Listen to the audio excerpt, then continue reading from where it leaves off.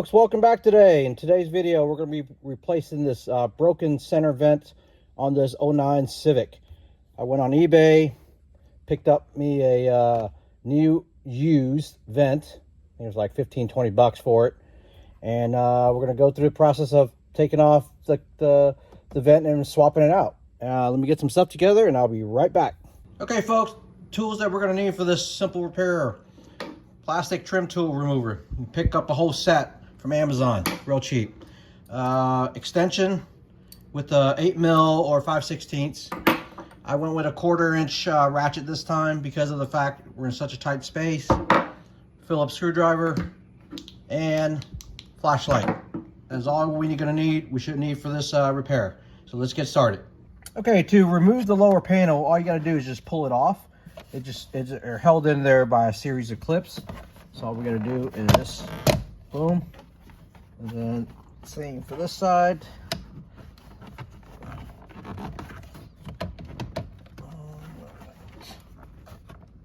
All right, so there you go. Okay, so basically, folks, you can see the piece that's underneath the steering wheel just held on by these clips. So just yank it off, easily, and it should pop right off. There's nothing to it. Let's get to the next part. All right, folks, to remove this upper part of the dash, we got to unscrew this Phillips screw. You take your screwdriver, Phillips.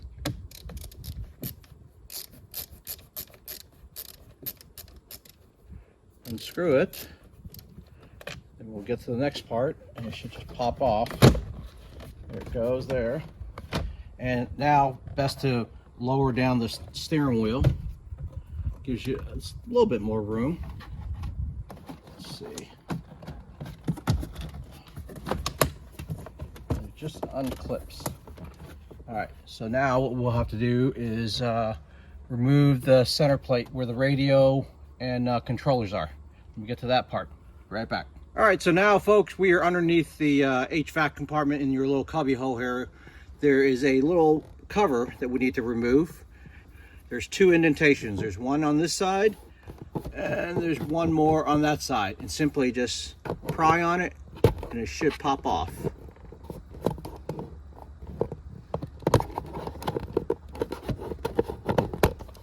See, for this vehicle, we have some lighting that goes in here, so just be careful on that one if you have that. In this case, I guess I could just unscrew it, but there you go. That helps. Removes that, and then we can go on to the next step. Okay, so folks, to remove this other piece, you just simply unclip it, just pull it away. It should, like I said, have the steering wheel to the lowest setting, and then you should be able to just unclip it. All right, folks, so I was able to maneuver this upper dash cover without having to remove the wiring. So basically, you just pull it up out of the way right here on the side, and here are the two connectors I was talking about.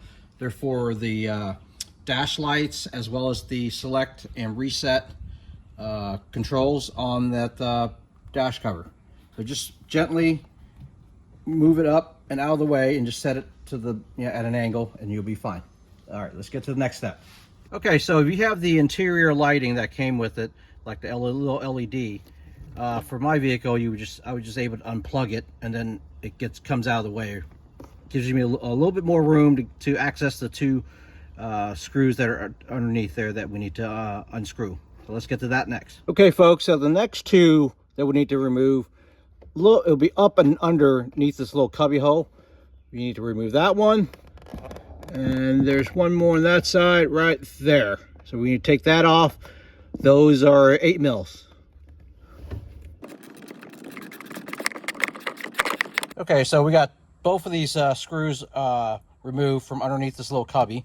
After you do that, you should be able to just pull it out a little. And that should, let's see if we can get it out of the way. Let me see.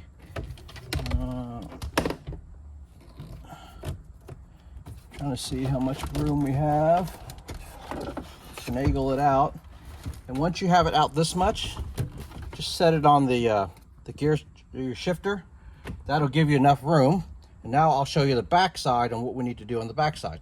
Okay, so now that we have the radio and the HVAC controls sitting on the shifter, you can see there should be enough room for us to remove the 3 screws. There's one on this side, one, I think, let's see, up here, Then there's one on the bottom, and that is all that holds us in. After you remove those 3 screws, swap out the new one. Swap the old one out, put the new one back in, and screw it back on, and we can mount everything back up.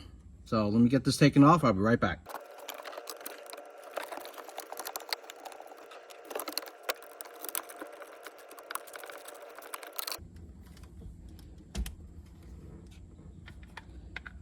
All right, so now we have the old one removed. As you can see, like I said, there was just basically 3 screws that held it in. One there, one on this side, and then the one on the bottom right there. So just be careful so you don't snap it off, and we'll get the new one put in. Okay, folks, to install the new one, what I like to do, I'm just gonna partially install the top one, the top 2. That way it makes it easier to line up the bottom one.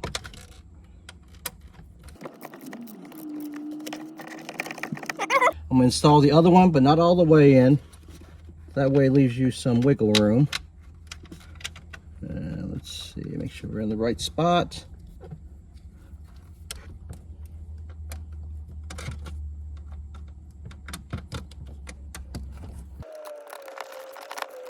All right, now it's time to get that bottom one in. Let's see how I'm gonna...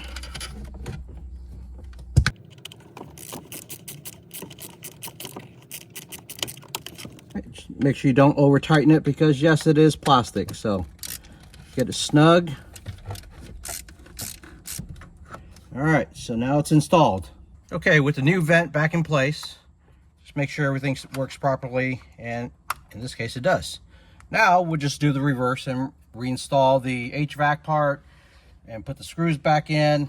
Then we'll put the upper dash and then the lower part of the dash back in. All right, let's get to it. Okay, so now that we have the vent back on, simply the whole unit attaches with these 3 tabs right here. You see these on top, and there's 3 little slots. Simply lift the unit back up. Be careful of the wires, not to snag any of the wires that you have. There's one, the hazard light one, or actually it might even be the AC sensor one. So be careful with that one right there.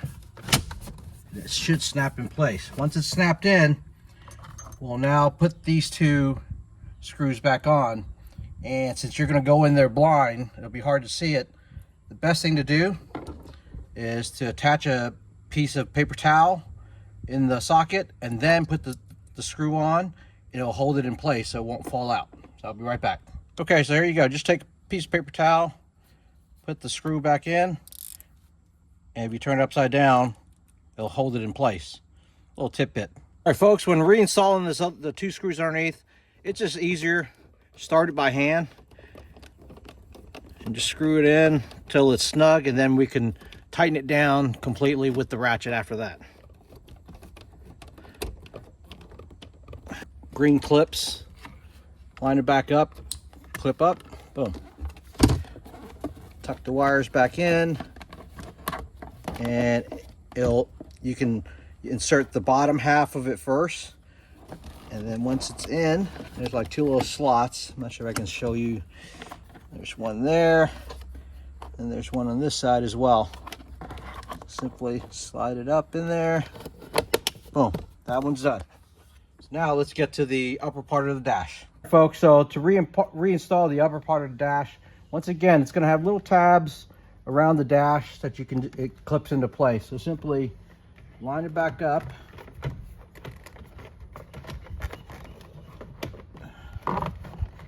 Takes a little bit finagling. Just be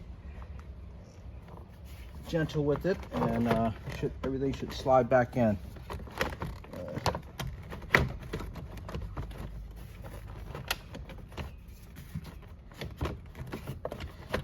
There we go. Now it's there. See, it pops in place. Boom. Now the upper part is done. Now we just gotta pop that lower trim dash piece back in place as well. Let me get that. I'll be right back. All right, folks, and once you have the upper part of the dash installed, I forgot to tell you, reinstall the screw. Once again, that screw goes right there.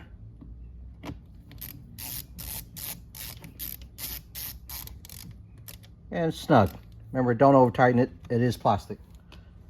And then once you have the lower piece with you.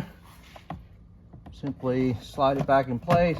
Once again, it's going to have little clips that retain it onto the dash. Let's see, just simply all